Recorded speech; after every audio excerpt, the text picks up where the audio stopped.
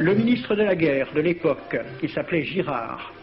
Il faut se résigner à refouler au loin, à exterminer même la population indigène. Le ravage, l'incendie, la ruine de l'agriculture sont peut-être les seuls moyens d'établir solidement notre domination. Savary, duc de Rovigo, apportez des têtes, bouchez les conduites d'eau avec la tête du premier bédouin que vous rencontrerez, au nom bien sûr de la civilisation.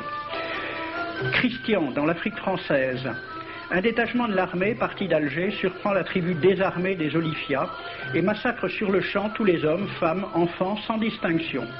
On parlera de 12 000 morts. Les troupeaux raflés aux Olifia seront vendus au consul du Danemark. Quant au reste du butin, il fut exposé au marché de Babazoun. On y voyait des bracelets de femmes, encore attachés à des poignets coupés, et des boucles d'oreilles pendant à des lambeaux de chair, au nom de la civilisation. Le colonel François de Montagnac. Selon moi, toutes les populations qui n'acceptent pas nos conditions doivent être rasées. Tout doit être pris, saccagé, sans distinction d'âge et de sexe. L'herbe ne doit plus pousser là où l'armée française a mis le pied. Saint-Arnaud, il était commandant et c'était aussi un mari très attentionné. Il écrit à sa femme: « Chère Louise, je suis bivouaqué par une chaleur de 40 degrés au milieu de 20 villages superbes qui ne se sont jamais bien soumis. Je leur ai donné jusqu'à ce soir pour payer les impôts et les amendes que je leur inflige. S'ils ne s'exécutent pas, j'enverrai 3 colonnes brûler tout. » En juin 1845, la tribu des Ouled Riha, chassée de ses douars par les détachements incendiaires du colonel Pélissier, se réfugie dans des grottes de montagne. Ordre du maréchal Bugeaud. Si ces gredins se retirent dans leurs cavernes, imitez Cavaignac aux Béha, fumez-les à outrance comme des renards. Voici le récit d'un témoin, français bien sûr.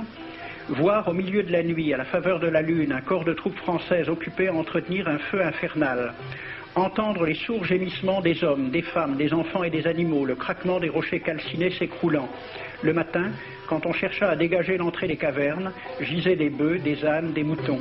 Parmi les animaux, entassés sous eux, on trouvait des hommes, des femmes, des enfants. J'ai vu un homme mort, le genou à terre, la main crispée sur la corne d'un bœuf. Devant lui était une femme tenant son enfant dans ses bras. Cet homme avait été asphyxié au moment où il cherchait à préserver sa famille de la rage de cet animal. On a compté 760 cadavres. Le 8 mai 1845, Saint-Arnaud découvre 500 Algériens qui s'abritent dans une grotte entre Ténès et Mostaganem. Saint-Arnaud ordonne à ses soldats de les emmurer vivants. Il écrit: « Je fais boucher hermétiquement toutes les issues et je fais un vaste cimetière. La terre couvrira à jamais les cadavres de ces fanatiques. » C'est à peu près ce qu'ont dit les Allemands en massacrant le village d'Oradour-sur-Glane. Montagnac, toujours lui, le colonel. Voilà comment il faut faire la guerre aux Arabes. Tuer tous les hommes jusqu'à l'âge de 15 ans. Prendre toutes les femmes et les enfants. Vous me demandez ce que nous faisons des femmes que nous prenons? On en garde quelques-unes comme otages.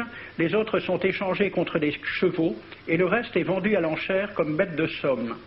Toujours au nom de la civilisation. Nous rapportons un plein baril d'oreilles récolté pair à pair sur les prisonniers. Il contient même celle d'un de nos 58 gendarmes morts de maladie. 2 pièces de 100 sous ne sont pas à dédaigner. Le maréchal Soult, ministre de la guerre, répondant à des questions à la Chambre des députés. En Europe, un tel acte serait horrible et détestable. En Afrique, c'est la guerre même. C'est la guerre même, c'est du moins ce que dit le ministre français, mais en face, voici un décret pris par l'émir des Arabes, l'émir Abdelkader. Tout Arabe qui amènera vivant un soldat français recevra pour récompense la somme de 8 douros. Tout Arabe qui aura un Français en sa possession sera tenu de le bien traiter et de le conduire le plus promptement possible, soit devant le califat, soit devant l'émir lui-même. Dans le cas où le prisonnier aurait à se plaindre de mauvais traitements, l'Arabe n'aura droit à aucune récompense. À la lecture de ce décret, question d'un soldat algérien: « Quelle récompense pour un prisonnier vivant ?» L'émir répond: « 8 douros. » Et pour une tête coupée, l'émir répond: « 25 coups de bâton sur la plante des pieds. » De quel côté était la civilisation? J'ai donc fait ce film avec les citations et des dessins et gravures qui étaient à la Bibliothèque nationale à Paris, et j'ai proposé le film à la Ligue de l'enseignement pour qu'il soit projeté dans les lycées et collèges de France et de Navarre. La Ligue de l'enseignement l'a refusé avec cette appréciation: Quoique très correctement réalisé et basé sur des documents indiscutables, ce film va à l'encontre de toutes les idées qui servent de base à l'enseignement de la pénétration française en Afrique du Nord, ce qui rend sa diffusion impossible. C'était reconnaître que l'enseignement n'avait pas pour but l'éducation, c'est-à-dire l'ouverture vers la réalité, mais l'endoctrinement au service d'une idée politique.